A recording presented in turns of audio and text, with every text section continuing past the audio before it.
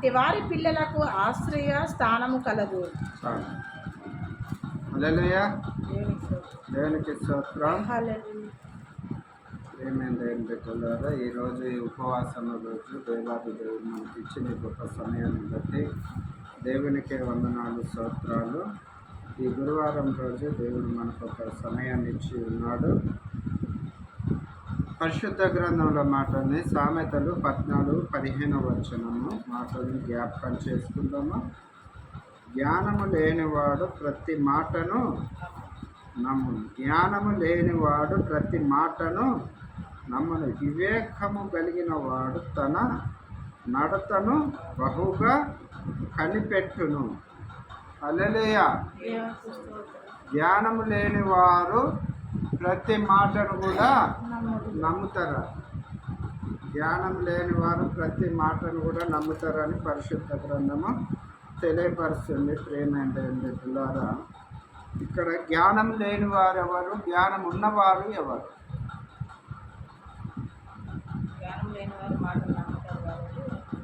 జ్ఞానము అనగా పరిశుద్ధ గ్రంథం ఏం తెలియపరుస్తుంది అని అంటే, జ్ఞానము మీకు కొదువగా ఉన్న ఎడల మీరు నన్ను అడుగుడి, నేను జ్ఞానమును మీకు ఇస్తాను.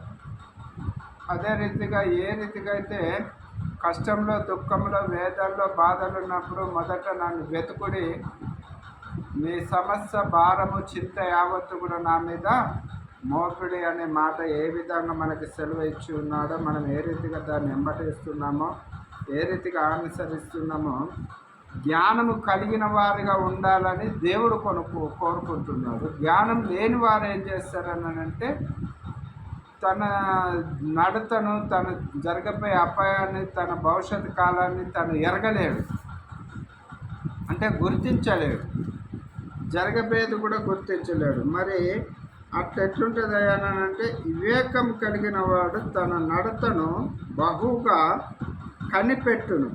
వివేకము కలిగిన వాడు కదా. జ్ఞానం లేని వాడేమో అందరి మాట నమ్మును, ప్రతి ఒక్క మాట నమ్ముతాడు. అందురించి ఈ రోజులలో ప్రియమైన దేవుని బిడ్డలారా, అనేకమైన మనుషుల మధ్యలో మనం నివసిస్తున్న వారము, అనేక సవాసాలలో ఉంటున్న వారము, సంఘాలలో కానీ, సేవకుల మధ్యలో కానీ, విశ్వాసాలలో కానీ, కుటుంబాలలో కానీ, ఎక్కడికి పోయినా ఏదేమైనప్పుడు కూడా దేవుడు ఏమంటున్నాడు అంటే, జ్ఞానము కలిగి ఆలోచన చేయాలి. ఎవరైనా ఏదైనా మాట చెప్పినప్పుడు దాన్ని నమ్మకండి, దాన్ని ప్రార్థన పూర్వకంగా నా యొద్ద విజ్ఞాపన చేయాలి. అయ్యా, ఈ సమయంలో ఈ మాట మాకు తెలియచేసి ఉన్నారు, నాకు భయం, ఆందోళన కలుగుతుంది. ఆ మాటలు విన్నప్పుడు ఏదో నాలో ఉద్రేకము, లేదా నాలో ఆందోళన, నాలో ఏంటో నాకు తెలియని భయం ఒకటి ఏర్పడ్డది అని మనకు ఒక్కొక్కసారి అనిపిస్తుంది కదా. ఎందుకమ్మా ఈరోజు ఇట్లా భయంకరంగా ఉన్నావు, ఎందుకమ్మా భయపడుతున్నావు, ఏంది నీ ఆందోళన అంటే, నేను వినరాని మాటలు విన్నానయ్యా, అది నిజమో అబద్ధమో తెలియదు, కానీ నా మనసు ఏమి బాగా లేదు. ముందరించి అప్పుడు ఆ సమయంలో ఏమంటున్నాడంటే, జ్ఞానయుక్తమైనది వెతకుడి, మీకు నేను ఆలోచన కలగచేస్తా. మరి ఆలోచన కలగచేయవాడు ఆయన. మరి మనకు భయం సంభవించినప్పుడు జ్ఞానాన్ని కలగచేయవాడు, ఆత్మధైర్యాన్ని ఇచ్చేవాడు ఆయనే. అందురించి వివేకము కలిగిన వాడు తన నడతను బహుగా కనిపెట్టును. జ్ఞానం గలవాడు భయపడి కీడు నుండి తొలగిపోవును. హల్లెలూయా. ఇక్కడ చూడండి, ఇక్కడ 16వ వచనము, జ్ఞానము కలిగిన వాడు భయపడి కీడు నుండి తొలగును. జ్ఞానము కలిగిన వాడు భయపడి కీడు నుంచి తొలగును అంట. జ్ఞానం లేకపోతే భయమురా బాబు, ఆ భయం అంటే తెలియదానికి వచ్చే కీడు తెలియదు, ఎవరు ఏం చేస్తారో తెలియదు, ఎదుట వారి మనసులు ఏముందో కనిపెట్టలేడు, ఎదుట వారి మనసులలో మాటని బట్టి కూడా కనిపెట్టలేడు. అక్కడ ఏం జరుగుద్దంటే, అక్కడ అపాయం కొని తెచ్చుకున్నవాడు అవుతాడు కదా. అపాయం కొని తెచ్చుకున్నవాడు అవుతాడు. కీడుకు ఎదురుగా పరిగెడుతున్నాడు, కీడుకు దూరంగా వెళ్ళలేకపోతున్నాడు. కీడైన మాటలు. మరి ఇక్కడ చూడు, ఇక్కడ 16వ వచనం చదవమ్మా. జ్ఞానము గలవాడు భయపడి జ్ఞానము కలిగిన వాడు భయపడి కీడు నుండి తొలుగును. కీడు నుంచి తొలగును. బుద్ధిహీనుడు విర్రవీగి నిర్భయముగా తిరుగును. బుద్ధిహీనుడు ఇర్రవీగి నిర్భయముగా తిరుగును. బుద్ధిహీనుడు ఇర్రవీగి నిర్భయముగా తిరుగుతాడట. ఎవడేమంటున్నాను, ఎవడేం చేస్తాడు కదా. తిరుగుడాట. మళ్ళీ అది కూడా ఇక్కడ ఉన్నది క్లియర్గా. తిరుగుతాడు, ఎదురుగా పోతా అంటాడు కదా. ఎదుటవారి మాటను గ్రహించలేడు, ఎదుటవారు ఏ మేలు కోరుతున్నారో గ్రహించలేడు. బుద్ధి లేనివాడు కాబట్టి ఆ విధంగా తిరుగుతాడు. ఏంటి అని మూర్ఖత్వము, అవివేకము, అజ్ఞానము. దేవుని అందున్నప్పుడు ఏం కావాలనంటే జ్ఞానం కలిగి నడుచుకోవాలట, జ్ఞానం సంపాదించుకోవాలట, వివేకం కలిగి ఉండాలట, మేలుకొని ఉండాలట. ఈ లోకంలో మనం జీవిస్తున్నప్పుడు అపాయాన్ని మనం కనిపెట్టుకోవాలి. అపాయంకి ఎదురుగా పోకూడదు. ప్రియమైన దేవుని బిడ్డలారా, అపాయం ఏ రీతిగా అయినా సంభవించును, ఏ రీతిగా అయినా రావచ్చును, కానీ అపాయం నుంచి తప్పించుకోవచ్చని దేవుడు తెలియజేస్తున్నాడు. భయపడాలట, భయంతో ఉండాలట. ఇక్కడ 17వ వచనం చూడు. త్వరగా కోపపడువాడు మూఢత్వము చూపును. దుర్యాచనలు గలవాడు దేశింపబడును. జ్ఞానము లేని వారికి మూఢత్వమే స్వాస్థ్యము. జ్ఞానము లేని వానికి మూఢత్వమే స్వాస్థ్యము. వివేకులు జ్ఞానమును కిరీటముగా ధరించుకొందురు. చెడ్డవారు మంచివారి ఎదుటను భక్తిహీనులు నీతిమంతుల తలుపున యొద్దకు వంగుదురు. దరిద్రుడు తన పొరుగు వారికి అసహ్యుడు. ఐశ్వర్యవంతుని ప్రేమించువాడు అనేకులు. తన పొరుగువాని తిరస్కరించువాడు పాపం చేయువాడు. హల్లెలూయా, హల్లెలూయా. పరిశుద్ధాత్మ తండ్రి ఈరోజు మనకు బయలుపరుస్తున్న మాటలు ఇగో ఇక్కడ ఒక మాటను చూద్దాము. ఐశ్వర్యవంతుడిని ప్రేమించువారు అనేకులాట.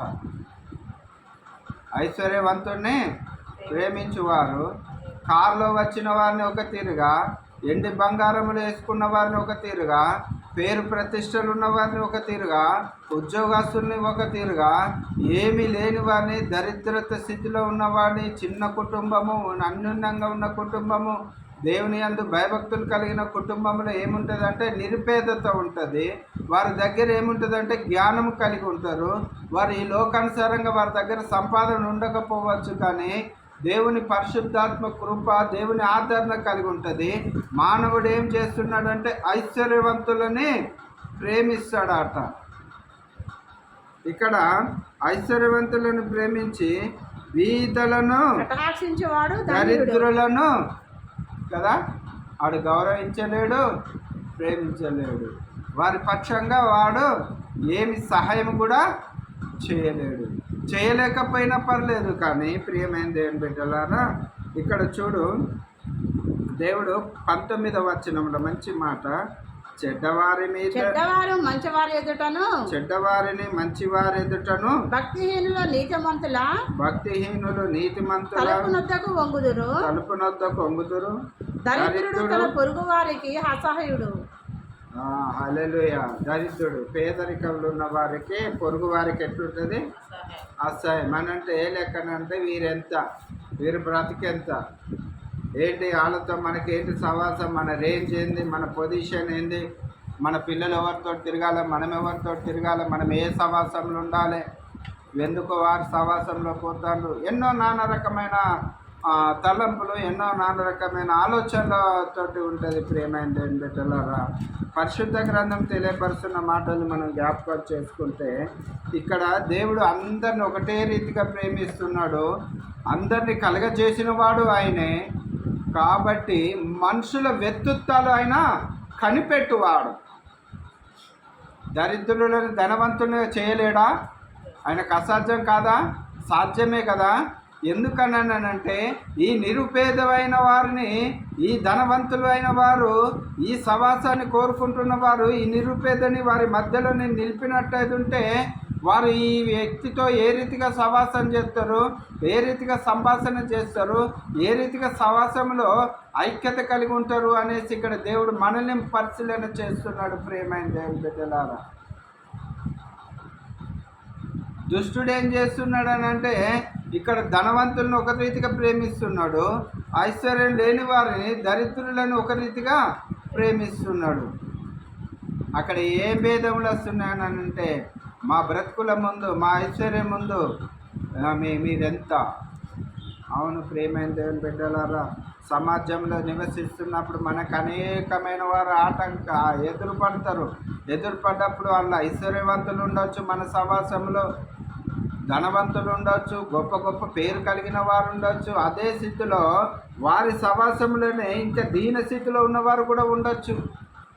ఉన్నప్పుడు మనము ఇద్దరిని కూడా ఏ రీతిగా చూడాలని అంటే సమానంగా చూడాలి, సమానంగా గౌరవించాలి. అయ్యా నిన్ను మేము ఎంత ప్రేమిస్తున్నామో ఇతరుని కూడా అంతే ప్రేమిస్తున్నాం.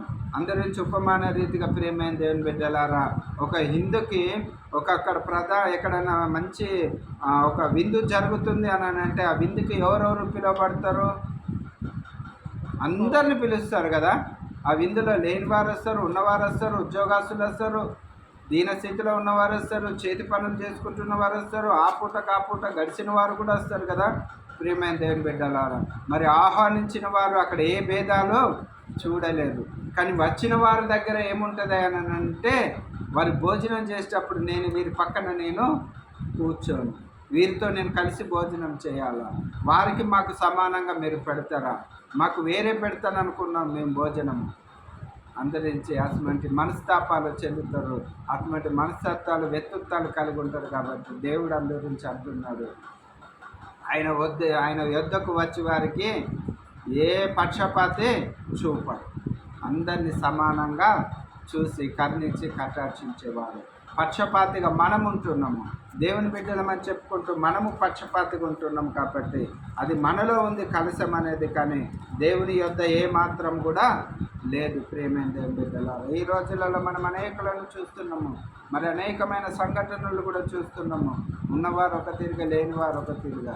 ప్రియమైన దేవుని బిడ్డలారా, మరి ఈ భూమి మీద నివసిస్తున్నప్పుడు నీ యాత్రలో నా యాత్రలో మన జీవిత ప్రయాణంలో మనం కొనసాగుతున్నప్పుడు దేవునికి లోబడి దేవునితో ఉన్నవారుగా ఉంటూ పరిశుద్ధాత్మ జ్ఞానంతో నడుస్తూ, పరిశుద్ధాత్మ కృపతో నడుస్తూ, జ్ఞానము వివేచన కలిగిన వారుగా ఉండి ఆపద నుంచి తప్పించుకోవాలి.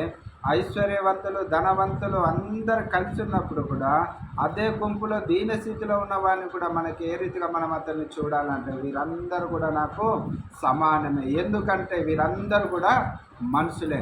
ఐశ్వర్యం ఉండొచ్చు, ఉండకపోవచ్చు, అది ఈ రోజు ఉన్నది రేపు ఉండకపోవచ్చు.